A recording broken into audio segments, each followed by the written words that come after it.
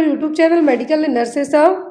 आज हम बात करने वाले हैं ईएसआईसी के ऑफिशियल पेपर को लेके। अभी मैंने कल और आज है जो मॉर्निंग में चेक किया कि बहुत सारे प्लेटफॉर्म है जहां पर ईएसआईसी के पेपर को लेके गलत जानकारी दी जा रही है। कहीं कहीं पर एएनएम के पेपर को ऑफिशियल ईएसआईसी का पेपर बताया जा रहा है, कहीं कहीं पर आरयूएचएस एमएससी नर्सिंग का पेपर है, जो मैं पर्टिकुलर चैनल्स के नाम नहीं ले सकती हूँ।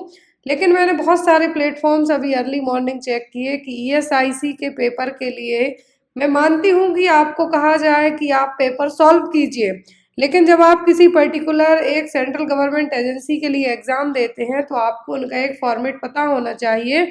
लेकिन यदि आपको एएनएम का पेपर दिखा के भले वो हार्ड पेपर आए हो रहेंगे तो नर्सिंग के ही क्वेश्चन, लेकिन आप उसमें जो ऑफिशियल पेपर का मार्क देके आप जो भी आपकी क्लासेस हैं उनको ये क्लैरिफाई नहीं कर सकते कि ऑफिशियल ईएसआईसी का पेपर है। हो सकता है कि आपको उसके क्वेश्चन हेल्पफुल रहे, बट आपके मन में यही रहेगा कि जो पेपर है वही आपके लिए क्या है, ये ईएसआईसी का पेपर है। तो यहाँ पे आप जो स्क्रीन पे देख रहे हैं, क्योंकि 2019 के बाद ईएसआईसी ने अभी तक कोई भी पेपर है जो कंडक्ट नहीं करवाया है, पहली बार होने वाला है। दूसरी चीज, जो पेपर इस बार होना है वो यूपीएससी के थ्रू होना है। यूनियन पब्लिक सर्विस कमीशन इस बार पेपर कराएगी आपका। साथ ही साथ इस पेपर की आपको खास बात ये रहने वाली है कि ओनली नर्सिंग आनी है आपको, ओनली नर्सिंग आनी है आपको। और यहाँ पे 100 क्वेश्चन रहेंगे, एमसीक्यू बेस्ड रहेंगे। लास्ट टाइम यूपी जो ईएसआईसी का पेपर हुआ था वो हुआ था फरवरी में। यहाँ पे अभी आपको स्क्रीन पे एक पेपर ए रहा और दूसरा पेपर ए रहा जो 2019 को शिफ्ट फर्स्ट का है, 12:30 से 2:30 बजे तक शिफ्ट हुई थी 26 फरवरी को। और ये जो एक और पेपर है ये भी 26 फरवरी 2019 का है, 4:30 से 6:30 बजे तक का। मैं नहीं कहती हूँ कि आप पे पेपर जो आपको अलग अलग जगह दिख रहे हैं सॉल्व कीजिए या नहीं, आप बिल्कुल सॉल्व कीजिए, लेकिन आपको अपने माइंड में भी बिठा के रखना है कि अभी तक ऑफिशियल पेपर कैसे आए हैं। ऑलरेडी मैंने चैनल पर इन पेपर्स को अपडेट किया था, बट फिर भी बहुत सारे लोगों को डाउट थे, तो यहाँ पे आपके लिए वही डाउट सॉल्व करने के लिए क्लास आपको आज ली जा रही है।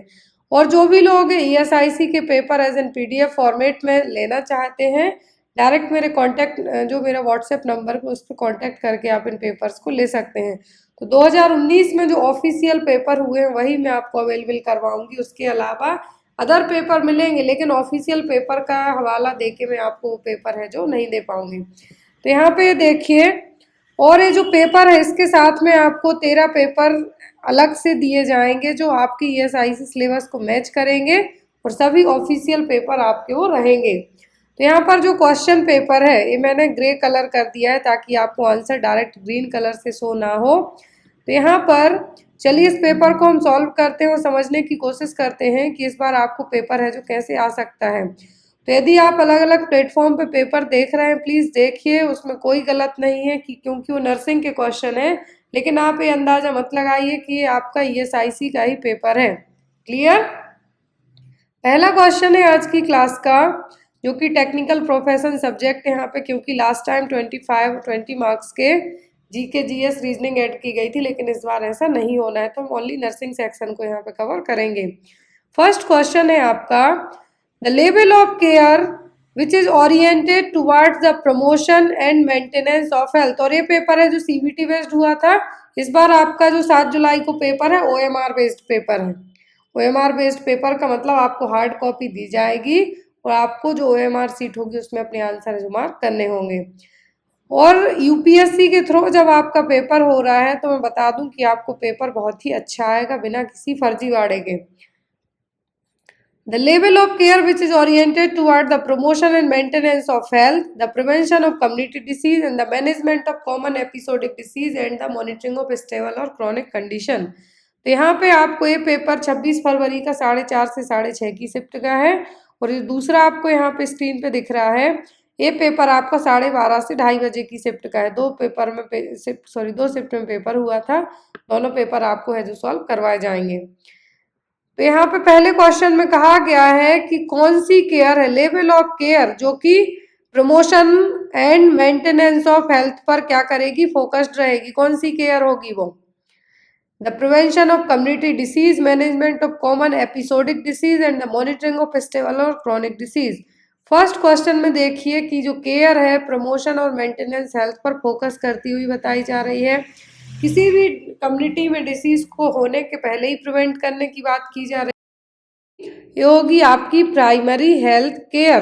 कौन सी? Primary level of care. जब भी कोई भी डिसीज को लेके बात की जाए, और कोई भी प्रिवेंशन ऑफ केयर को बात की जाए, जब प्रमोशन और मेंटेनेंस की बात आए, प्रमोशन, मेंटेनेंस, वैक्सीनेशन और प्रिवेंशन, ये तीनों चीजें किस में आएंगी? आपकी प्राइमरी में। किसमें? प्राइमरी में। सेकेंडरी में डिसीज हो गई है, उसको डायग्नोस किया जा रहा है, स्क्रीनिंग वगैरह हो रही है, लेकिन कॉम्प्लिकेशन से पहले की स्टेज होगी आपकी सेकेंडरी की। टर्सरी में एक जो रिहेबिलिटेटिव फेज होगी वो यहाँ पे कंसीडर की जाएगी। अगला क्वेश्चन है यहाँ पर, the classical substance that increases the sensitivity of pain receptor by enhancing the pain provoking effect of bradykinin is।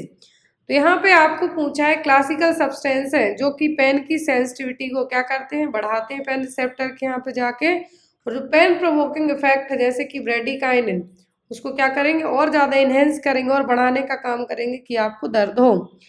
तो क्या है? एंडोर्फिन्स, एंसेफेलिन, नोसिसेप्टर या फिर प्रोस्टाग्लैंडिन क्या कहलाएंगे? क्लासिकल सब्सटेंस है जो इंक्रीज करेंगे सेंसिटिविटी ऑफ पेन को, जो पेन साइट है वहाँ के रिसेप्टर्स पे, जैसे ब्रेडिकाइनिन हो गया, हिस्टामिन हो गया, इन सबको क्या करेंगे? बढ़ाने का काम करेंगे। तो वो कहलाएंगे यहाँ पर प्रोस्टाग्लैंडिन।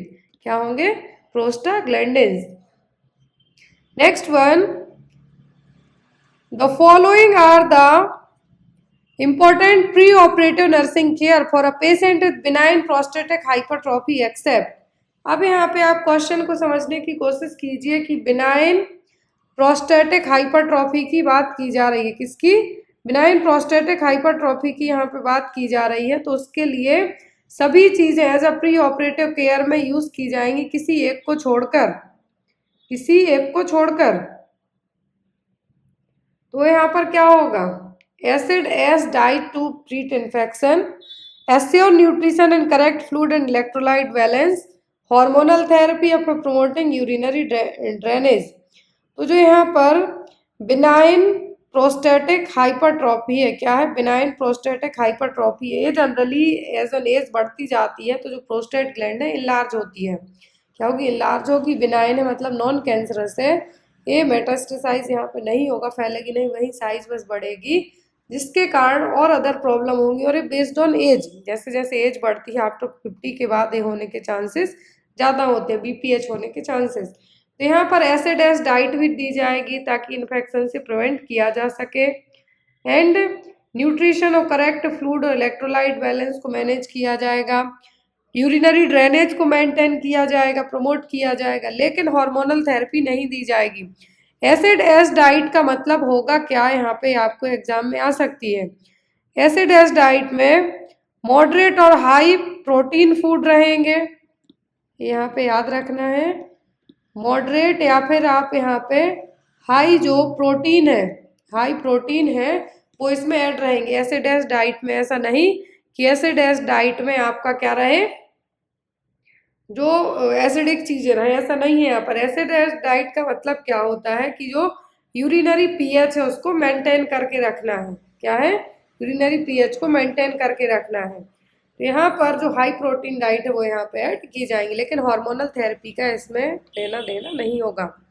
प्री ऑपरेटिव केयर की बात की जा रही है, मतलब बिफोर सर्जरी के पहले है जो केयर की जा रही है बिनाइन प्रोस्टेट हाइपरट्रॉफी के लिए, सब कुछ है किसी एक को छोड़कर। Next one, the major determinants of health. तो हेल्थ के मेजर डिटर्मिनेंट्स क्या है? Agriculture, food nutrition, public work, water sanitation, housing, screening for disease. तो यहाँ पे तो इसका यही होगा। डिटर्मिनेंट्स में क्या होगा?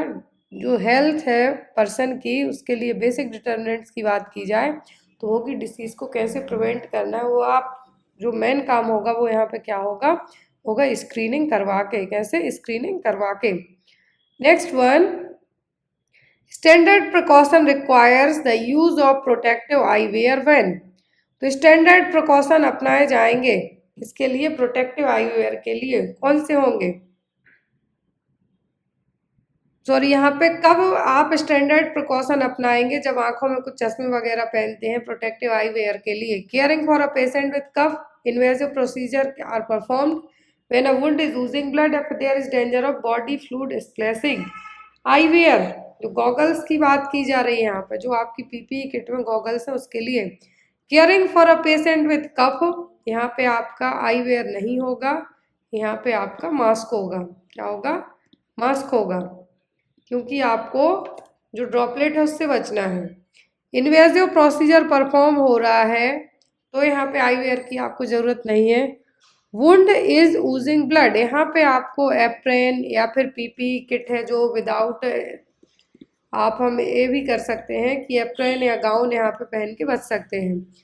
जब body splashing, sorry body fluid splashing, मतलब बॉडी फ्लूइड स्प्लैशिंग का खतरा हो, मतलब अचानक से बॉडी के जो फ्लूइड है अचानक से क्या हो जाए, छींटे उसके पड़े आपको, उस टाइम पे आपको आई वेयर पहनने की जरूरत पड़ेगी।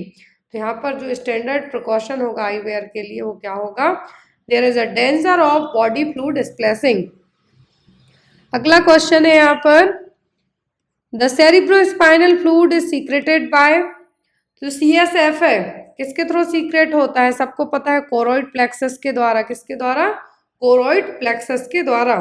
और ये चीज आप लोग जो ESIC का पेपर दे रहे हैं 7 तारीख को, मैं बता दूं कि जिनका भी पेपर है ESIC के लिए, पेपर आपको जो आएगा वो ओनली नर्सिंग से आने वाला है। इस बार आपको नॉन नर्सिंग यहाँ पे नहीं ली जा रही है। UPSC की सबसे अच्छी खास बात यही है, नॉन नर्सिंग यहाँ पे नहीं की गई, क्योंकि जो बच्चे हैं, कैंडिडेट्स हैं, उनको 25 नंबर की टेंशन ज़्यादा हो जाती है कंपेयर टू नर्सिंग के, क्योंकि उनको वो सब चीज़ें, जो लोग न्यूज़ या न्यूज़पेपर पढ़ना या टीवी वगैरह बहुत कम देखते हैं, उनको ये चीज़ में दिक्कत हो जाती है कि वो GK GS बेचारे कहाँ से रेडी करें। अगला क्वेश्चन है, eclampsia is characterised by the following except. Eclampsia का मतलब होता है प्रेगनेंसी इंड्यूस्ड बीपी, मतलब हाई बीपी। तो यहाँ पर बीपी तो 160/110 से ज़्यादा जाएगा। प्रोटीन यूरिया होगा, माइल्ड फेशियल एडिमा होगा, सीजर्स क्या नहीं होगा यहाँ पर? यहाँ पर एडिमा होता है जनरली, लेग में देखने को मिलेगा, फेशियल एडिमा देखने को नहीं मिलेगा। इक्लेम्सिया की खासियत है इक्लेम्टिक फिट्स का आना। किसका? इक्लेम्टिक फिट्स का आना। यदि इसकी जगह पे प्री इक्लेम्सिया होता तब आप कंफ्यूज होते कि आप माइल्ड फेशियल एडिमा लगाएं कि सीजर्स लगाएं, लेकिन इक्लेम्सिया में इक्लेम्टिक फिट्स आने के चांसेस होते हैं, तो यहाँ पे आपका सीजर्स तो नहीं होगा। प्रोटीन यूरिया है जो क्लासिकल साइन माना जाता है, बीपी बढ़ता ही बढ़ता है, तो जो आंसर होगा आपका वो क्या होगा? Mild facial oedema. क्या होगा? माइल्ड फेशियल एडिमा, जो इसका इक्लेम्सिया का साइन नहीं है। मोर देन, जब एज वुमेन की 35 ईयर से ज़्यादा हो जाती है तब ज़्यादा चांस रहते हैं किसके होने के? इक्लेम्टिक फिट्स, सॉरी इक्लेम्सिया या फिर जो जेस्टेशनल डायबिटीज़ है, हाई रिस्क प्रेगनेंसीज के। Next one, role of community nurse in school health programme except. School health programme में एज अ नर्स आपके सभी काम है कम्युनिटी नर्स के, किसी एक को छोड़कर। Assist in screening physical mental other special examination of children in school. Assist in communicable disease control, assist in school medical examination and follow up, या फिर to provide immunisation to the children.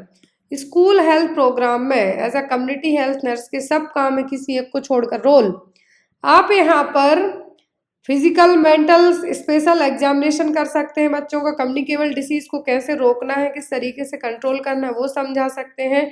Medical examination और follow up में help कर सकते हैं, लेकिन आप खुद से बच्चों को वैक्सीनेट वहाँ पे नहीं कर सकते, जब तक आपको परमिशन नहीं मिलेगी तब तक बच्चों को इम्यूनाइजेशन प्रोवाइड नहीं कर सकते हैं। नेक्स्ट है यहाँ पर, wearing seat belts, safety helmets and other safety equipments are example of। एक क्वेश्चन राजस्थान के पेपर में आया था, जो अभी 2024 में राजस्थान में पेपर हुआ था उसमें आया था। GNM और CHO के दो में से किसी एक पेपर में तो एक क्वेश्चन आया था कि सीट बेल्ट पहनना, हेलमेट पहनना और अदर सेफ्टी इक्विपमेंट्स किसके एग्जाम्पल है?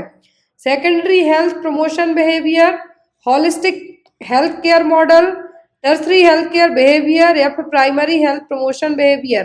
ये सभी प्राइमरी में आएंगे। क्यों? यदि आपने सीट बेल्ट पहना, हेलमेट पहना और आपने नी पैड या एल्बो पैड पहने, तो इन सब से यदि आप गिरते हैं तो आपको इंजरी होने से, लगने से आप बचेंगे। तो ये सब किस में आएंगे? प्राइमरी में आएंगे। कौन से बिहेवियर में? प्राइमरी हेल्थ प्रमोशन बिहेवियर में आएंगे सब। नेक्स्ट है यहाँ पर, स्वास्थ्य सेवा प्रदाताओं के लिए बच्चों की वृद्धि और विकास की निगरानी करना क्यों महत्वपूर्ण है? जो हेल्थ केयर प्रोवाइडर हैं उनमें बच्चों की हेल्थ और डेवलपमेंट के लिए आपको क्यों चेक करते रहना है? सांख्यिकीय विश्लेषण अनुसंधान के लिए महत्वपूर्ण होता है, मतलब जो स्टैटिक्स कैलकुलेशन वगैरह है उसके लिए। बच्चों के समूहों का अध्ययन सामान्य श्रेणियों को निर्धारित करने में मदद करता है। या फिर संभावित समस्याओं का जल्दी पता लगाने से देखभाल और उपचार उचित समय पर हो सकता है। या फिर यह जानने के लिए कि उनके बच्चे स्वस्थ हैं, माता पिता को पेशेवरों के आश्वासन की आवश्यकता होती है। मतलब आपको जो एक गाइडेंस की ज़रूरत है कि आपके बच्चे स्वस्थ हैं या नहीं। तो जो एज अ पेरेंट्स आपको चिंता होगी कि मेरा बच्चा हेल्दी है या नहीं, उस चीज़ के लिए। तो जितने भी हेल्थ केयर प्रोवाइडर्स हैं, जो स्वास्थ्य सेवा प्रदाता हैं, बच्चों की विकास और वृद्धि के लिए यहाँ पे निगरानी क्यों जरूरी है? क्योंकि यदि आपको समय रहते कोई भी प्रॉब्लम है बच्चों में, उसका पता करते हैं आप, तो सही से उनको ट्रीटमेंट है जो सही ट्रीटमेंट है जो अवेलेबल हो सकता है। बस इसके लिए संभावित समस्याओं का जल्दी पता लगाने से देखभाल और उपचार उचित समय पर हो सकता है। Next one, accumulation of endolymph causes distension and increased pressure within the membranous labyrinth with destruction of sensory cells in the ampulla and cochlea। Ampulla यहाँ पर आपका ये फैलोपियन ट्यूब साइड नहीं आप मुड़े, ये यहाँ पे आपका कानों से रिलेट करता है। तो यहाँ पर क्या है? हॉर्डियोलम, ओटाइटिस मीडिया, मैनर्स डिसीज या फिर ऑस्टियोस्क्लेरोसिस। ये यहाँ पर क्या है? ये सभी प्रॉब्लम है जो आपको अलग अलग तरीके से सेंसरी ऑर्गन्स, और जो यहाँ पर हॉर्डियोलम है, क्या है? हॉर्डियोलम है जो आंखों में एक स्टाई होती है, उसके लिए कहा जाता है हॉर्डियोलम। कुछ बैक्टीरियल इन्फेक्शन के कारण जो आपकी आईलिड से वहाँ पे होगा, स्टाई कहलाती है। ओटाइटिस मीडिया मतलब कि आपका मिडिल ईयर इन्फेक्शन, क्या है? Middle ear infection. ऑस्टियोस्क्लेरोसिस और मेनार्स डिसीज, तो यहाँ पे आपका आंसर होगा मेनार्स डिसीज। मेनार्स डिसीज में ही जो एंडोलिम्फिक फ्लूइड है वो क्या होता है? एक्यूमुलेट होगा, जिसके कारण ईयर ड्रम लेबिरिंथ के यहाँ पे प्रेशर पड़ेगा और आपको बहुत ज़्यादा सीवियर ईयर पेन भी हो सकता है। वो है यहाँ पर कौन सी डिसीज? Manners disease. क्या है? Manners disease. इसको इडियोपैथिक एंडोलिम्फेटिक हाइड्रोप्स के नाम से भी जाना जाता है, जिसमें पर्सन को, एज हम क्लासिकल साइन की बात करें तो वर्टिगो, क्या होगा? वर्टिगो मतलब चक्कर टाइप से तो आएंगे ही आएंगे, साथ में मरीज को टिनिटस जैसे लक्षण भी देखने को मिलेंगे। क्या है? टिनिटस जैसे लक्षण देखने को भी मिलेंगे। इसमें आपका बैलेंस, बॉडी बैलेंस में जो आपका वेस्टिबो कोक्लियर जो पार्ट है, और इस सुनने के अलावा जो आपके कान काम करते हैं बॉडी बैलेंस का, वो दोनों चीज़ें यहाँ पे आपकी डिस्टर्ब होंगी। तो एंडोलिम्फ का एक्यूमुलेट होना प्रेशर बढ़ाएगा मेम्ब्रेनस लेबिरिंथ में, तो ये क्या कहलाएगा? Meniere's disease. Next one, the amount of air passes into and out of the lungs during each cycle of breathing is referred as. तो जो अमाउंट पास हो रहा है कहाँ से? हर एक ब्रीदिंग साइकिल से लंग्स में, तो वो क्या है? Vital capacity, tidal volume, residual volume, या फिर टोटल लंग कैपेसिटी। क्या कहलाएगा? ये कहलाएगा आपका टाइडल वॉल्यूम। क्या होगा? Tidal volume. Next one, health maintenance programme for older people in the community are as follows except. Health maintenance programme older people के लिए कम्युनिटी में सभी किसी एक को छोड़कर, तो पैलिएटिव केयर यहाँ पे नहीं होगी, होम हेल्थ सर्विसेज होंगी, हेल्थ एजुकेशन होगा, डाइटरी गाइडेंस और फूड सर्विसेज होंगी। लेकिन यहाँ पर पैलिएटिव केयर जनरली जो कैंसर वाले मरीज होते हैं या जिनको लॉन्ग टर्म डिसीज ठीक नहीं हो सकती, उनके इस प्रोग्राम में कहा गया है कि सभी ओल्डर पीपल्स के लिए, मतलब जो वृद्ध पर्सन है अब 65 ईयर के, उनके लिए किसी एक को छोड़कर पूछा है तो क्या होगा? Palliative care. पैलिएटिव केयर जिनको क्रोनिक लॉन्ग टर्म ऐसी डिसीज हो जो ट्रीटेबल नहीं है, ना क्योरेबल है, उसको ओनली आप पर्सन की केयर कर सकते हैं बस, तो वो केयर है जो पैलिएटिव केयर कहलाएगी। होम हेल्थ सर्विसेज आपने नाम सुना होगा कि जो बहुत ओल्ड पर्सन हो जाएंगे, बहुत बूढ़े हो जाएंगे, उनको डॉक्टर यही एडवाइस करते हैं कि आप इनकी घर पे केयर कीजिए। Health education, dietary guidance and food services से सभी किसके लिए होंगे? ओल्ड पीपल के लिए। लेकिन पैलिएटिव केयर यहाँ पे क्या है? पैलिएटिव केयर यदि कैंसर या कोई इस तरीके की बीमारी है जो लाइलाज है, उसके लिए यहाँ पे इस्तेमाल की जाएगी। एक और इम्पोर्टेंट अनाउंसमेंट है सभी ईएसआईसी वालों के लिए जो ईएसआईसी का एग्ज़ाम दे रहे हैं। 7 जुलाई को पेपर है आपका, आज ऑलरेडी 28 जून है जो हो चुका है।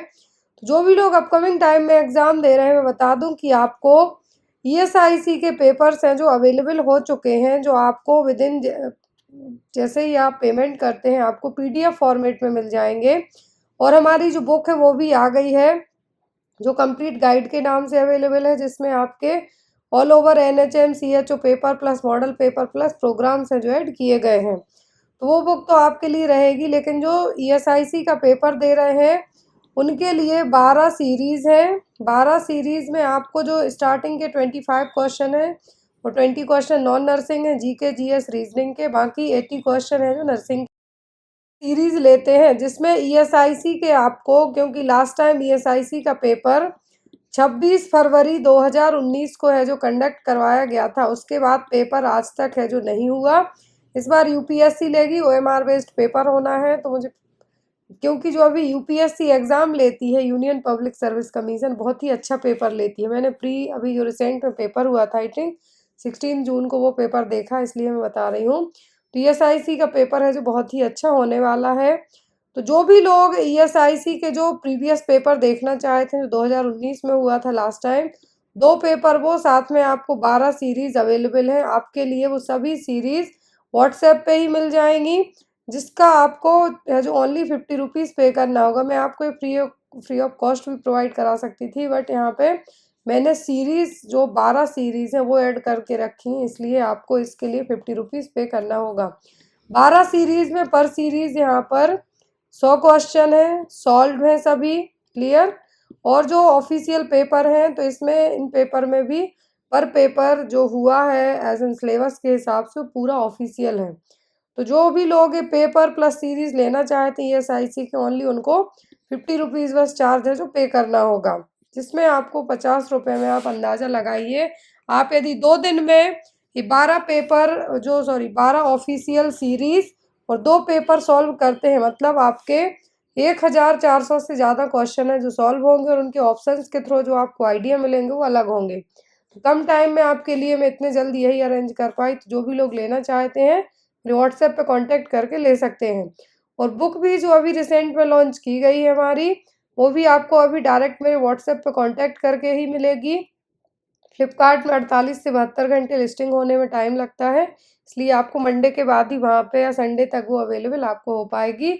और जो भी लोग यदि बुक आज ही ऑर्डर करते हैं, तो मे बी 5 o'clock के पहले तक मैं आपकी बुक आज ही कोरियर है जो कर दूँगी। जो भी लोग आज यदि ऑर्डर करेंगे, और जो लोग कल करेंगे या परसों करेंगे, आपको बुक विद इन 8 दिन में आपके एड्रेस पे पहुँचा दी जाएगी।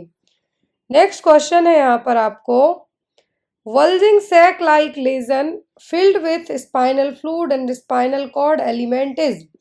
देखिए, bulging sac like lesion की बात की गई, जिसमें स्पाइनल फ्लूइड और स्पाइनल कॉर्ड के कुछ एलिमेंट्स और कुछ पार्ट्स हैं जो प्रेजेंट है, वो क्या होगा?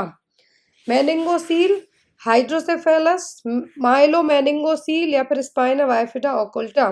ये चारों हैं, जो चारों यहाँ पे जो प्रॉब्लम्स बताई गई हैं सब कंजेनाइटल प्रॉब्लम है। जैसे यहाँ पे कहा गया है कि मेनिंगोमायोसील, क्या है? मेनिंगोमायोसील। मेनिंग्स क्या होती है? जो हमारा ब्रेन है, ब्रेन और स्पाइनल कॉर्ड की जो कवरिंग लेयर है वो कहलाती है मेनिंग्स। क्या होती है? ब्रेन और स्पाइनल कॉर्ड की कवरिंग लेयर कहलाती है मेनिंग्स। अब जो मेनिंगोमायोसील है, माइलो मेनिंगोसील और मेनिंगोमायोसील, इसमें दो थोड़ा सा डिफरेंट है। जैसे यहाँ पे कहा है कि बल्जिंग सैक लाइक लीजन है, कहाँ पर? स्पाइनल फ्लूइड भरा है और स्पाइनल कॉर्ड के एलिमेंट भी प्रेजेंट है।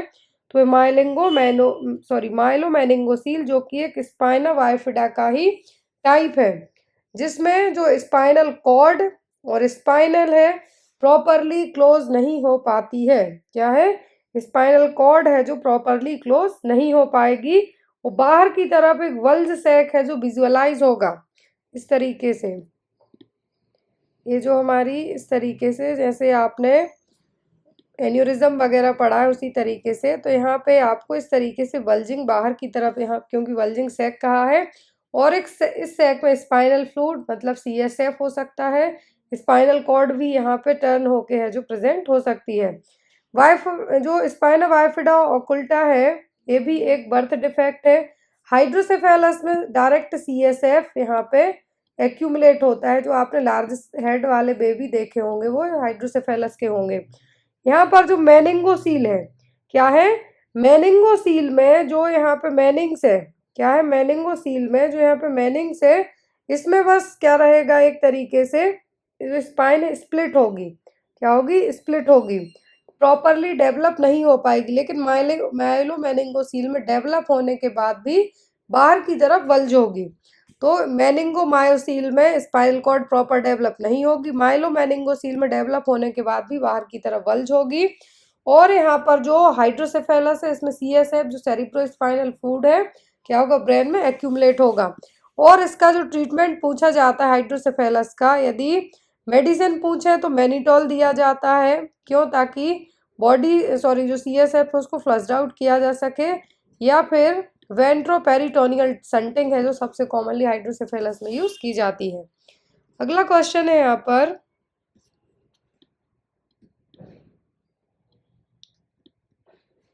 Vital statics include the following accept. Vital statics में सब कुछ है शामिल, किसी एक को छोड़कर, तो लाइफ एक्सपेक्टेंसी इसमें रहेगा, मॉर्बिडिटी मॉर्टेलिटी होगा, मतलब जन्म दर और मृत्यु दर कितना क्या कहाँ पे हुआ है वो सब, बर्थ रेट रहेगा। लेकिन एजुकेशन रेट का वाइटल स्टैटिक्स में हिस्सा नहीं होगा। एजुकेशन रेट है जो आपकी लिटरेसी वाले सेक्शन में जाएगी। वाइटल का मतलब ही होता है ऐसे कंपोनेंट्स, वाइटल का मतलब होता है, जैसे आपने वाइटल साइन पढ़े वैसे ही, जो बहुत ज़्यादा नेसेसरी है। एजुकेशन जरूरी है लेकिन जन्म और मृत्यु से ज़्यादा यहाँ पे जरूरी नहीं है। Life expectancy, morbidity mortality statics and birth rate, ये तीनों होंगे, लेकिन एजुकेशन रेट यहाँ पे नहीं होगी। नेक्स्ट है यहाँ पर सर्कलेज, ये हमने कई बार पढ़ा है। Cerclage is done for patient with encircling cervix with suture. मैंने एक बार आपको बताया था कि सर्कलेज है जो सर्विक्स इनकॉम्पिटेंट की कंडीशन में होगी, मतलब जो सर्विक्स है यहाँ पर क्या है, वीक है। यदि ये हिस्सा यहाँ पे सर्विक्स का क्या है, वीक है, इसके कारण प्रीटर्म प्रीमेच्योर डिलीवरी हो सकती है। बहुत ही इजीली जो म्यूकस प्लग बनता है कंसीव करने के बाद वो ओपन होगा, अबॉर्शन हो सकता है, प्रीटर्म डिलीवरीज हो सकती हैं। तो उसके लिए यहाँ पर एक इस तरीके से सर्कलेज का मतलब होता है कि सूचरिंग करके यहाँ पे क्लोज कुछ किया जाएगा, तो वो है सर्कलेज। और एक इसके लिए किया जाता है इनकॉम्पिटेंट सर्विक्स के लिए। इनकॉम्पिटेंट सर्विक्स का मतलब होता है वीक सर्विक्स, या फिर सर्विक्स इतनी वीक है कि जो कंसेप्शियस मटेरियल है यूट्रस में बहुत इजीली बाहर आ जाए, जो इंटरनल ओ से ओपन हो जाए, वो कहलाता है इनकॉम्पिटेंट सर्विक्स। और इसी के लिए सर्कलेज और इनसर्कलिंग सर्विक्स विद सूचर है जो किया जाता है। इसमें आपको बिल्कुल भी डाउट नहीं होना चाहिए, बहुत ही सिंपल और बहुत ही क्लियर सा क्वेश्चन है। यहाँ पे ऑप्शन में आपको कंप्लीट अबॉर्शन, थ्रेटेंड अबॉर्शन और इनकम्प्लीट अबॉर्शन, लेकिन जो आपका आंसर होगा वो क्या होगा, incompetent cervix. Next one is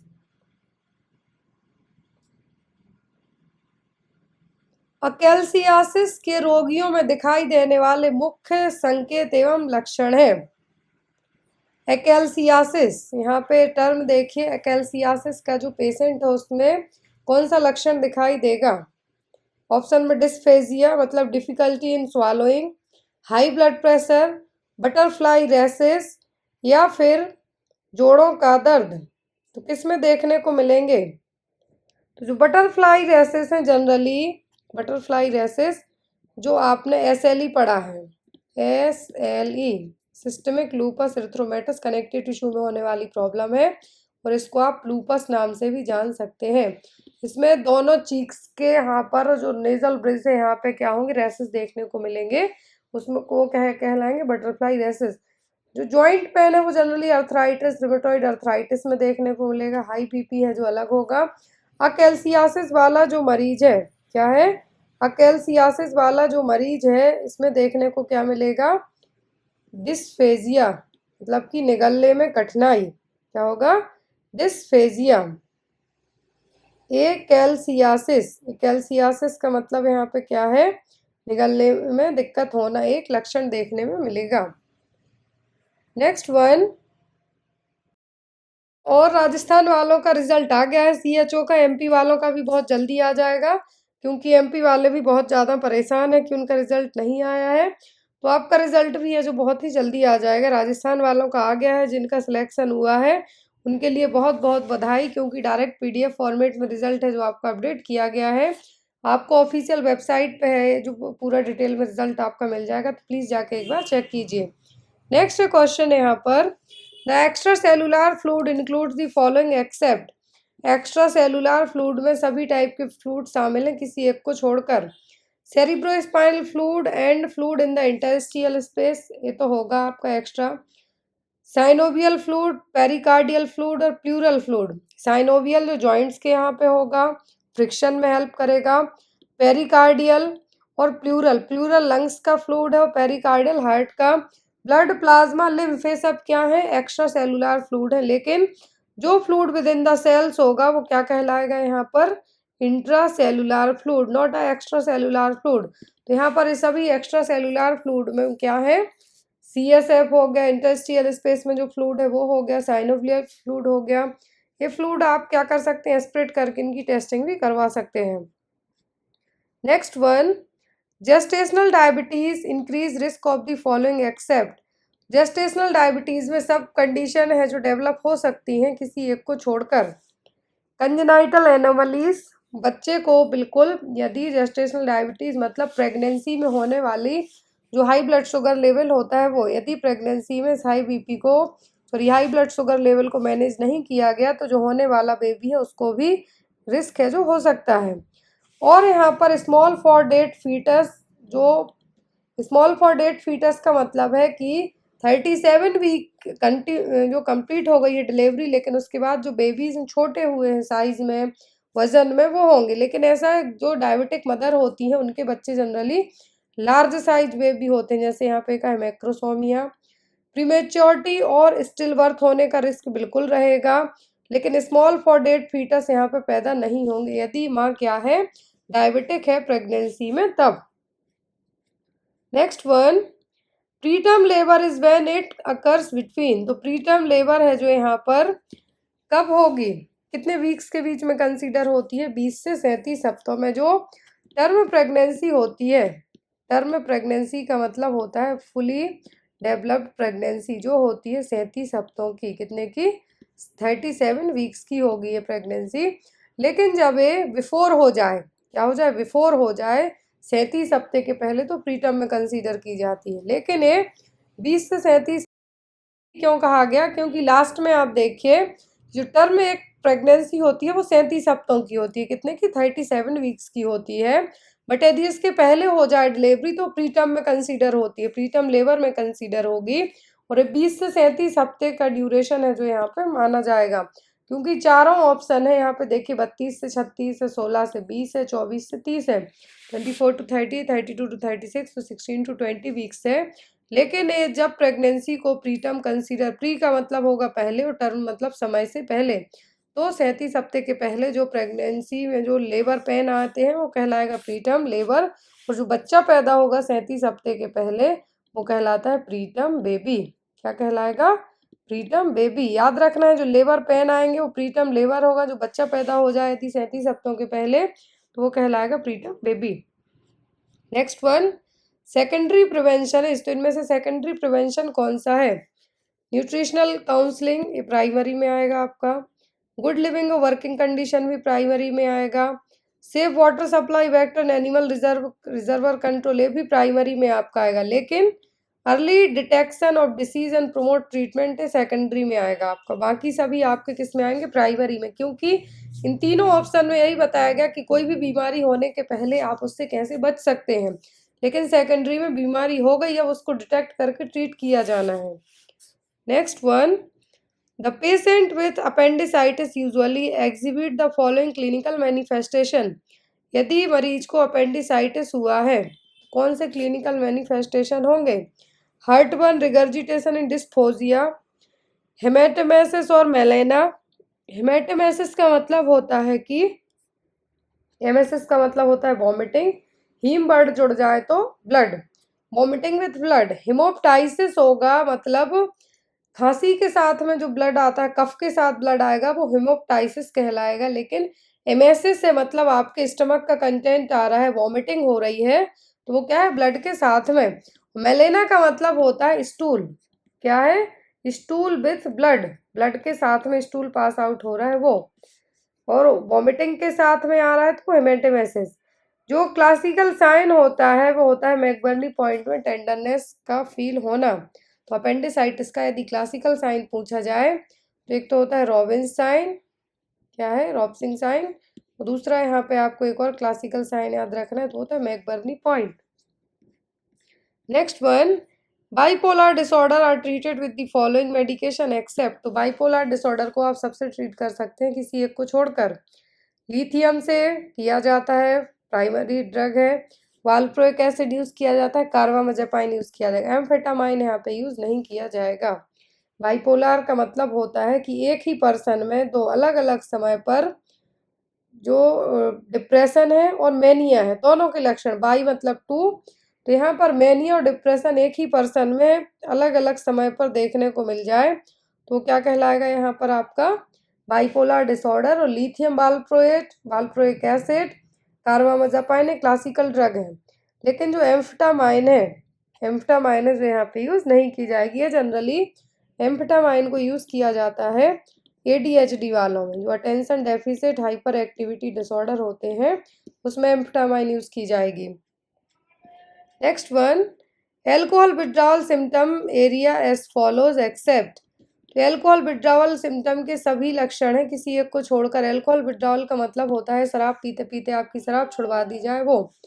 euphoria, hallucination, anxiety, insomnia, trimmers, सब कुछ होगा किसी एक को छोड़कर। तो यदि आपको एक्सेप्ट करके क्वेश्चन एग्जाम में आते हैं तो आप जो सीरीज है उसको जरूर लीजिए, क्योंकि उसमें most of the question except करके ही दिए गए हैं।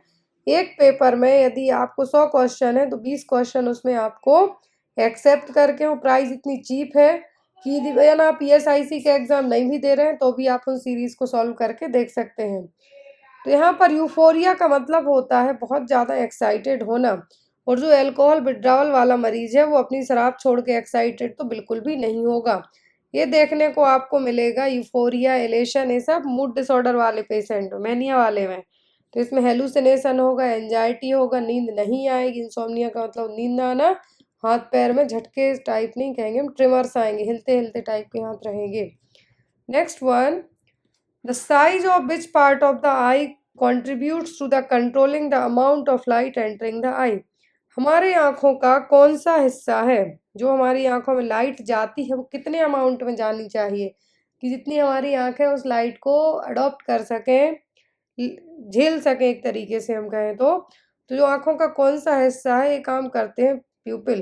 क्या करेगा, प्यूपिल करेगा ये काम। ये चारों वर्ड आप याद रखें, राजस्थान CHO का पेपर देखना, उसमें चारों आए हुए थे आपको। जो बुक हमारी आई है उसमें आपको जो राजस्थान में अभी पेपर हुआ था, MP में पेपर हुआ था, अभी तक जो इवन मई तक एग्जाम हुए CHO के, वो पेपर तक उस बुक में ऐड कर दिए हैं। तो आप लोग बुक को जरूर परचेस कीजिएगा, आपको बहुत ज़्यादा हेल्पफुल रहेगी। नेक्स्ट वन है यहाँ पर, 5 वर्ष के बच्चे के शारीरिक विकास का आकलन करते समय आपको असामान्यता का पता कैसे चलेगा। यदि आप किसी 5 ईयर ओल्ड बच्चे का एग्जामिनेशन करते हैं तो कैसे पता चलेगा कि कुछ ना कुछ तो एबनॉर्मल है। यदि वह एक बार में एक सीढ़ी में एक स्टेप चढ़ सकता हो, कुछ देर तक एक पैर पर कूद सकता हो, यदि वह रबर की एक बड़ी गेंद को कैच कर सकता हो, या फिर 6 ब्लॉक को एक के ऊपर एक रख सकता है। 5 साल के बच्चे का फिजिकल डेवलपमेंट आप चेक कर रहे हैं, मतलब शारीरिक फिजिकल डेवलपमेंट चेक कर रहे हैं, तो कूद तो बिल्कुल पाएगा, रबड़ की गेंद है तो कैच भी कर लेगा, 6 ब्लॉक क्या 10 भी जमा लेगा। लेकिन यदि बच्चा जब एक बार में एक सीढ़ी में एक ही स्टेप चढ़ रहा हो, मतलब बच्चे के जो पैरों में कुछ ना कुछ प्रॉब्लम्स है और एक फिजिकल डेवलपमेंट है जो प्रॉपर नहीं हुआ है, तो इसके थ्रू आप एक एबनॉर्मलिटी का पता लगा सकते हैं। यदि आप 5 साल के बच्चे को देखेंगे और वो प्रॉपर सीढ़ियाँ चढ़ रहा है, आपने देखा होगा 2 साल के बच्चे भी सीढ़ियाँ अच्छे से चढ़ने लगते हैं पकड़ पकड़ के, लेकिन 5 साल के बच्चे सीढ़ियों पे भाग भी लेते हैं, लेकिन जब वो एक ही स्टेप एक बार में चढ़ पा रहा है मतलब कुछ ना कुछ प्रॉब्लम है। Next one, which of the following are presenting symptom of patient with catatonic schizophrenia except? Catatonic schizophrenia के लक्षण सब हैं किसी एक को छोड़कर। ऑप्शन आपको आगे स्क्रीन पे दिख रहे हैं। Have dangerous period of agitation and explosive behaviour, ये बिल्कुल देखने को मिलता है कैटाटोनिक सीजोफ्रेनिया वाले में। Sudden onset of mutism, stereotyped position with waxy flexibility, disoriented behaviour and speech. तो कैटाटोनिक सीजोफ्रेनिया में जो पर्सन है इतनी आसानी से रिस्पॉन्ड नहीं करता है, लेकिन उनको अवेयर होते हैं कि उनके चारों तरफ क्या हो रहा है, वो उनको पता है। सडनली म्यूट होके बैठ जाएंगे या फिर अचानक से बहुत ज़्यादा एग्रेसिव होके मारपीट वाला काम भी कर सकते हैं। ये मतलब कैटाटोनिक का मतलब फिजिकल, कैटा का मतलब होता है आपकी बॉडी से रिलेट करते हुए वो ऐसे सिम्टम आपको दिखाएंगे कि एक ही पोजीशन बना के एक तरफ बैठ जाए, 1 घंटे तक बैठे रहें। तो यहाँ पर कैटाटोनिक सीजोफ्रेनिया में सब कुछ देखने को मिलेगा, लेकिन डिसऑर्गेनाइज्ड बिहेवियर और स्पीच देखने को यहाँ पे नहीं मिलेगा। डेंजरस तो है ही, लंबे टाइम तक एक सेम पोजीशन में आप जब यदि जो लोग अलग अलग स्टेट वाइज यदि जब अपनी ट्रेनिंग में जाते हैं 3rd ईयर 4th ईयर की, तो आपको 15 या 20 दिन की ट्रेनिंग दी जाती है साइकेट्रिक हॉस्पिटल में। वहाँ आपको ये सब मरीज हैं जो प्रॉपर बहुत ही अच्छे तरीके से देखने को मिलते हैं। Next one, artificial acquired immunity is obtained by. जो आर्टिफिशियल एक्वायर्ड इम्यूनिटी है कैसे मिलेगी? Recovering from a disease, being breast feed, exposure to a disease या immunization with antibody response. Artificial acquired, artificial मतलब बाहर से दी जाएगी, तो वो मिलेगी आपको इम्यूनाइजेशन से। किससे? इम्यूनाइजेशन से। Next one, para is defined as. Para का मतलब होता है number of past pregnancy gone beyond period of viability. Para का मतलब होगा ऐसी प्रेगनेंसी, जैसे टोटल नंबर ऑफ प्रेगनेंसी, तो एक ग्रेविडा होगा कितनी बार प्रेग्नेंट हुए। Born from beginning of 38 to 42 weeks तक, 38 से 42 वीक की प्रेगनेंसी में हुई हैं तो ये पोस्ट टर्म में कंसीडर होंगी आपकी, और टर्म में भी इनको कंसीडर आप कर सकते हैं। Any pregnancy terminate before the period of viability, तो ये आपका अबॉर्शन में आएगा। आपको यहाँ से GTPAL जो ऑब्स्टेट्रिक एग्जामिनेशन में GT पहल स्कोरिंग वो पूछा गया है एक तरीके से। पैरा का मतलब होता है कितने बार जो past pregnancy previous pregnancy conceive हुई हैं जो पीरियड ऑफ वायबिलिटी तक गई हैं, मतलब बच्चे के पैदा होने तक गई हैं। Next one, the 3 features of a community. Community के फीचर क्या हैं? होता है लोकेशन, पॉपुलेशन और सोशल सिस्टम। क्या है? लोकेशन, पॉपुलेशन और सोशल सिस्टम। जो एजेंट होस्ट एनवायरनमेंट है, ये जो इन्वायरमेंटल थ्योरी है उसका हिस्सा है। सॉरी, एपिडेमियोलॉजिकल ट्रियाड है, सॉरी फॉर दैट, एपिडेमियोलॉजिकल ट्रियाड है। ये प्रिवेंटिव मेजर्स है। और जो कम्युनिटी के 3 फीचर्स हैं वो क्या है? लोकेशन, पॉपुलेशन और वहाँ का social system. Next one, cardiogenic shock is precipitated bye. Cardiogenic shock के लिए प्रेसिपिटेटिंग फैक्टर क्या है? और ज़्यादा बढ़ावा दे सकने वाली चीज़ है यहाँ पर MI, मायोकार्डियल इन्फार्क्शन। जो इस्चीमिया है वो यहाँ पे वो डेवलप करेगा MI। कार्डियोजेनिक शॉक के लिए क्या प्रेसिपिटेटिंग फैक्टर मतलब और बढ़ावा देने वाले फैक्टर हो सकते हैं? तो वो है MI। नेक्स्ट वन, बैक्टीरियमिया का मतलब होता है कि ब्लड में आपके कुछ बैक्टीरियल इन्फेक्शन हो गया हो। Next one, a clinical sign that a patient is close death would be. तो क्लिनिकल साइन है जिसमें मरीज अपने मरने के करीब क्लोज टू डेथ हो, तो क्या होगा? Nausea that occurs after meals, इसमें तो नहीं, किसी की भी डेथ नहीं होगी, बहुत रेयर, बहुत कॉमन है। किसी किसी को कुछ खाने से एलर्जी है तो भी वॉमिट कर जाएंगे। Period of apnoea and irregular respiration, ये आपका कर सकता है। सिजेशन ऑफ ब्रीदिंग मतलब सांस ही रुक जाए, एपनिया जो रेस्पिरेटरी रेट है वो भी रेगुलर हो जाए, तो यहाँ पर क्लोज टू डेथ टाइप की फीलिंग आती है इसमें। तो क्या होगा? Period of apnoea and irregular respiration. Next one, to encourage an infant's cognitive and psychosocial development, parents and other care giver should. तो यदि इन्फेंट्स के कॉग्निटिव और साइकोसोशल डेवलपमेंट को आपको क्या करना है? इनकरेज करना है, तो एज अ पेरेंट और एज अ केयर गिवर आप क्या करेंगे? Allow the baby to play alone 7 hours each day, बिल्कुल भी नहीं करना। इन्फेंट में 1 साल से कम उम्र के बच्चे गिर पड़ जाए, कहीं से चोट लग जाए तो कॉग्निटिव तो बाद में डेवलप होगा, पहले फिजिकली निकल जाएगा। फिर keep the baby with them all time so हर और ही से, फिर भी नहीं करना है बच्चे को, थोड़ा बहुत आपको फ्रीली खेलने देना है बट आपको सामने बैठ के उसको ऑब्जर्व करना है। Give loving consistent care including playing, ये आपका बेस्ट ऑप्शन होगा। और 1 साल के बस से कम उम्र के बच्चे को आप क्या रूल क्या रेगुलेशन बताएंगे, वो सुन ले तो बहुत बड़ी बात है। तो यहाँ पे आपका आंसर क्या होगा? Give loving consistent care including the playing. Next one, in what ways would hepatitis A virus be spread in a, if one of the kitchen employees is in the reservoir, यदि hepatitis A virus का spread पूछा है, kitchen में जो worker काम कर रहा है वो रिजर्वर है, मतलब उसका शरीर लक्षण नहीं दिखा रहा है हेपेटाइटिस ए के, लेकिन उसके अंदर वो वायरस है, तो वो दूसरों को कैसे दे सकता है? तो आपको पता होना चाहिए कि हेपेटाइटिस ए और ई, ये दोनों का जो ट्रांसमिशन ऑफ मोड होता है वो होता है फीको ओरल रूट।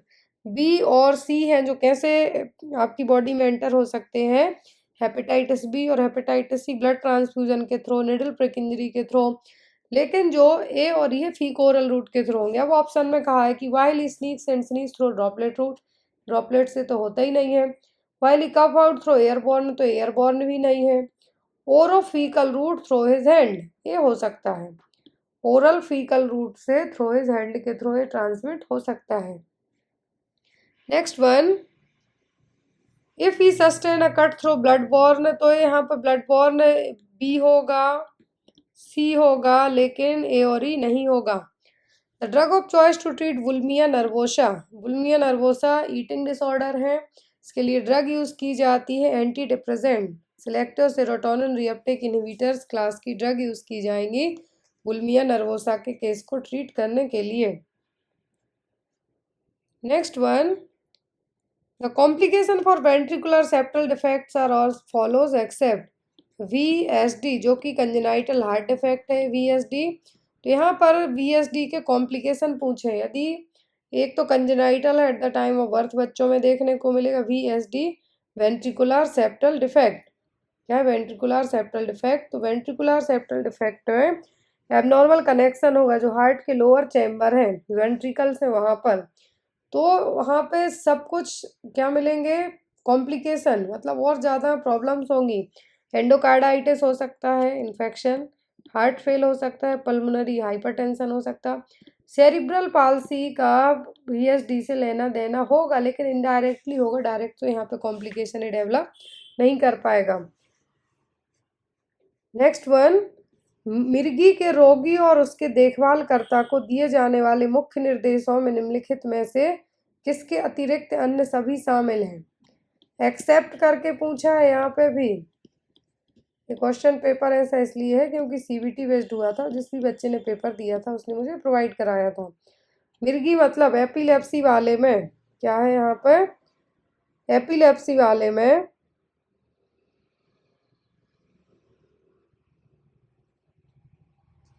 एपिलेप्सी वाले मरीज की जब आप केयर करते हैं तो आप उसके लिए सब कुछ करेंगे किसी एक को छोड़कर। दवाएं देंगे, दवा और उद्वेग चार्ट बनाते रहेंगे, नहाने के लिए बाथटब का इस्तेमाल करेंगे, शराब धूम्रपान हाइपोग्लाइसीमिया से बचाएंगे। तो सभी चीज़ें करनी है आपको, लेकिन किसी एक को छोड़कर। यदि जिसको मिर्गी वगैरह आती हैं उसको बाथटब के लिए आप नहीं बिठाने को कहेंगे, बेचारा ड्राउनिंग होके मर और जाएगा, तो यहाँ पे नहाने के लिए बाथटब का इस्तेमाल करने के लिए नहीं कहना है। तो यहाँ पे कहा है एक्सेप्ट करके, तो क्या होगा? बाथटब का इस्तेमाल करें। Next one, HbA1c indicates post serum glucose level over previous. तो जो HbA1c है पोस्ट सीरम ग्लूकोज लेवल कब किया जाएगा? 3 मंथ के पीरियड में। कब? एवरी 3 मंथ्स के पीरियड को काउंट करके। Next one, compression of facial nerve in the temporal bone will lead to, बहुत ही इजी सा क्वेश्चन है कि यदि जो फेशियल नर्व है 7वें नंबर की जो क्रेनियल नर्व है, इसमें यदि कंप्रेशन होता है तो एक कहलाएगी वेल्स पाल्सी। क्या होगी? Bell's palsy. वेल्स पाल्सी और फेसियल पाल्सी। क्या है? वेल्स पाल्सी और फेसियल पाल्सी। नेक्स्ट वन, नर्सें और नर्सिंग प्रक्रिया का उपयोग निम्नलिखित में से किस विकल्प की एक विधि के रूप में करती हैं? तो यहाँ पर एज अ नर्स आप जो आपकी नर्सिंग प्रोसेस है पूरी, उसको किस तरीके से यूज़ करेंगे? रोगियों और परिवारों के साथ संवाद करने के लिए है, नर्सों की सार्वजनिक अपेक्षाओं को पूरा करने के लिए, मतलब आपकी जो भी आपकी सोशल ज़रूरतें हैं उनको पूरा करने के लिए, नर्सिंग में कानूनी आवश्यकताओं और मानकों को पूरा करने के लिए, आप रोगी की देखभाल करने की योजना बनाने, व्यवस्था करने एवं सेवा प्रदान करने के लिए। तो नर्सिंग प्रोसेस होती है वो पेशेंट के लिए होती है, पेशेंट की केयर कैसे करनी है, किस तरीके से करनी है, उसके लिए। तो यहाँ पे आंसर होगा आपका फोर्थ वन। अगला क्वेश्चन है यहाँ पर, positive definite sign of pregnancy. तो 3 साइन होते हैं, प्रिजम्पटिव, प्रोबेबल और पॉजिटिव। तो पॉजिटिव साइन पूछा है तो क्विकनिंग, तो यहाँ पर प्रेगनेंसी में जो फीटल मूवमेंट फील होते हैं 16 से 20 हफ्ते की प्रेगनेंसी में, वो हैं। एमनोरिया यहाँ पर प्रोबेबल में मान सकते हैं, पीरियड्स सजेस्ट हो गए हैं, स्टॉप हो गए हैं। लेकिन यहाँ पर पॉजिटिव और डेफिनेट साइन होगा, अल्ट्रासाउंड करके देखते हैं तो जो फीटस है वो क्या होगा? विजुअलाइज होना। यूट्राइन इनलार्जमेंट किसी भी रीजन से हो सकता है, फाइब्रॉइड डेवलप हो जाए, सिस्ट डेवलप हो जाए, किसी भी रीजन से हो सकता है, पीरियड्स भी किसी भी रीजन से स्टॉप हो सकते हैं हार्मोनल प्रॉब्लम के कारण। लेकिन पॉजिटिव और डेफिनेट साइन क्या होगा? फीटस का विजुअलाइज होना। Next one, protective device are applied snugly, which of the following finding would you be concern about? जो प्रोटेक्टिव डिवाइस हैं अप्लाई की जाएंगी तो किस चीज़ का कंसर्न होगा? Quick capillary refill of the nail beds, ये तो बिल्कुल सही है। Skin that is warm and pink, ये भी करेक्ट है यदि आप नॉर्मल हैं तो। Ability move finger and toes, pallor of the nail beds, जो नेल बेड्स हैं आप प्रेस करके देखिए सडनली रेड हो जाती हैं, फिल हो जाएंगी, जो ऐसे यहाँ पे फर्स्ट ऑप्शन में कहा। लेकिन यदि प्रेस करने के बाद नेल बेड्स क्या रहे, पलर रहे, कलर टाइप का चेंज हो, तो ये क्या है यहाँ पर एक का कंसर्निंग विषय होगा, चिंता की बात होगी।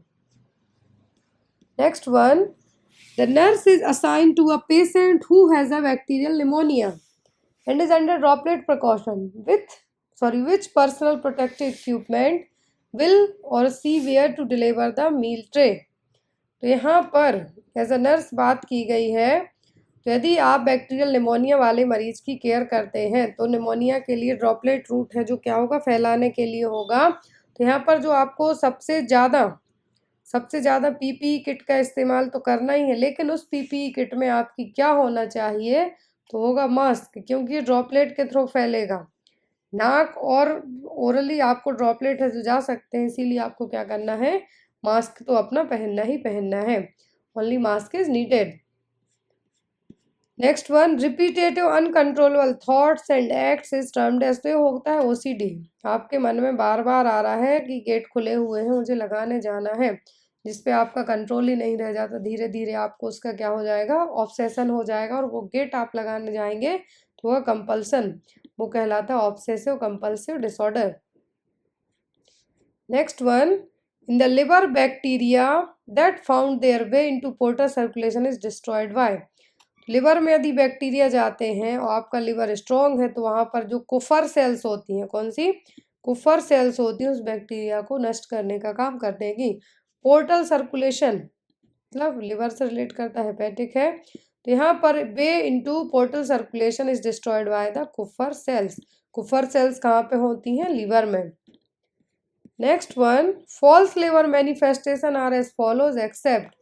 फॉल्स लेबर के सभी साइन है किसी एक को छोड़कर। कॉन्ट्रैक्शन, लेसन विथ एक्टिविटी और रेस्ट, आपको यदि लेबर पेन आ रहे हैं, फॉल्स लेबर पेन है, आपको कॉन्ट्रैक्शन आए जो कि ब्रैक्शनिक्स कॉन्ट्रैक्शन कहलाते हैं, कुछ देर में आपके स्टॉप हो गया, आपने रेस्ट वगैरह किया। कॉन्ट्रैक्शन इरेगुलर है, मतलब कंटिन्यू नहीं आ रहे हैं। एब्डोमिनल डिस्कम्फर्ट हो रहा है, तो सब फॉल्स लेबर के हैं, मतलब आपको अभी ट्रू लेबर पेन नहीं आ रहा है। लेकिन सर्विक्स प्रोग्रेसिवली इफास्टमेंट हो, डायलिटेशन हो, मतलब ये क्या है? ट्रू लेबर पेन है। क्या है ये? आपका ट्रू लेबर पेन। और इफास्टमेंट का मतलब होता है कि ड्यूरिंग द कॉन्ट्रैक्शन और डायलिटेशन सर्विक्स इतनी पतली हो जाती है, इफास्टमेंट का मतलब होगा इतनी थिन हो जाएगी कि विजुअलाइज ही नहीं होगी सर्विक्स है भी कि नहीं है, वो कहलाता है क्या, इफासमेंट। तो डायलेटेशन और इफासमेंट और सर्विक्स का प्रोग्रेसिवली मतलब कंटिन्यूअसली क्या होना, डायलेटेशन होना, इफासमेंट होना, ट्रू लेबर पेन का साइन होगा। तो आंसर आपका क्या होगा, option number 4। Next one is all elderly tend to be more susceptible to infection because of. सभी एल्डर किसी भी इन्फेक्शन के लिए ससेप्टेबल होते हैं, क्यों, क्योंकि इनका इम्यून सिस्टम धीरे धीरे वीक होते जाता है, एज बढ़ती जाएगी। जैसे जैसे 50, 55, 60 साल के आगे 65 के बाद आप जाएंगे तो इन्फेक्शन होने के रिस्क ज़्यादा हो जाते हैं, क्योंकि इम्यून पावर क्या हो जाती है, कम हो जाती है। इसलिए कि ऐसा नहीं कि ये lack of exercise, poor nutritional या फिर इंक्रीज्ड एक्सपोजर टू पैथोजन, इन सब के कारण नहीं, बल्कि यहाँ पर इन्फेक्शन होने का रीज़न होता है इम्यूनिटी का कमज़ोर होना, क्योंकि इम्यूनिटी धीरे धीरे डिक्लाइन होती जाएगी। नेक्स्ट है Reye's syndrome is associated with. Reye's syndrome किसके कारण हो सकता है, सिकल सेल क्राइसिस के कारण, biliary colic, use of aspirin with viral illness, या फिर हेमोलाइटिक ट्रांसफ्यूजन रिएक्शन के कारण। रेस सिंड्रोम क्या है यहाँ पर, रेस सिंड्रोम, जिसको रे जॉनसन सिंड्रोम के नाम से भी जाना जाता है। एक ऐसी कंडीशन है जिसमें आपको कन्फ्यूजन तो होगी ही, लेकिन आपके ब्रेन में स्वेलिंग हो सकती है, लीवर डैमेज हो सकता है, कभी कभी फैटी लीवर भी हो सकता है। और इसका रीज़न ये भी होता है कि जैसे आपको कोई वायरल इन्फेक्शन हो या फ्लू वगैरह हुआ हो और आपका प्रॉपर उस टाइम ट्रीटमेंट नहीं हुआ हो, तो उसके कारण ये कंडीशन हो सकती है। अभी तक इसका एग्जैक्ट कॉज तो पता नहीं है, लेकिन वायरल कंडीशन में आप एस्पिरिन यदि यूज़ करते हैं, क्या है, जो सैलिसिलिक एसिड है और एस्पिरिन यूज़ करते हैं, तो उसके कारण भी ये डेवलप हो सकती है। एक क्वेश्चन यहाँ पे रहा आपको, इसके बाद जो आगे के क्वेश्चन होंगे हम वो नेक्स्ट क्लास में पढ़ेंगे, आज ही इवनिंग की क्लास में कर लेंगे पेपर पूरा। तो यहाँ पे क्वेश्चन है, the most common method of micro organism transfer from one person to another in the hospital setting is prevented by. तो बहुत ईजी है कि सीधा सा क्वेश्चन है, थोड़ा सा घुमा दिया कि हॉस्पिटल की सेटिंग में आप माइक्रो ऑर्गेनिज्म को ट्रांसफर होने से कैसे प्रिवेंट कर पाएंगे। मोस्ट इम्पॉर्टेंट थिंग होती है हैंड वॉशिंग। फर्स्ट स्टेप होता है हॉस्पिटल में कि आपको इन्फेक्शन को प्रिवेंट करना है, हैंड वॉशिंग। यदि डायरेक्ट ट्रांसमिशन की बात की जाए तो होगा क्या, washing hand thoroughly and frequently. Disinfecting instrument और स्पेशल सॉल्यूशन से जो इंस्ट्रूमेंट यूज़ किए जाने वो बस होंगे, लेकिन हाथ गंदे होंगे, इंस्ट्रूमेंट छुएंगे तो वो भी वैसे ही हो गए। तो यहाँ पे हाथ आपके धुले हुए होना चाहिए। तो जो भी लोग ESIC के पेपर प्लस सीरीज, आपको 1400 क्वेश्चन सीधे सीधे मिलने वाले हैं, 1400 क्वेश्चन आपके अवेलेबल होंगे ओनली 50 रुपीज़ में। तो जो भी लोग लेना चाहता है वो ले सकता है डायरेक्ट मेरे व्हाट्सएप पे कांटेक्ट करके। और जो लोग बुक ऑर्डर करना चाहते हैं प्लीज़ ऑर्डर कीजिए, आपको बुक बहुत ही ज़्यादा हेल्पफुल रहेगी, ये मेरी गारंटी है। चलिए हम इवनिंग की क्लास में आगे इस पेपर को सॉल्व करेंगे और आफ्टर दैट एक सीरीज भी आज आपकी होगी। Thank you for watching guys, bye bye, take care.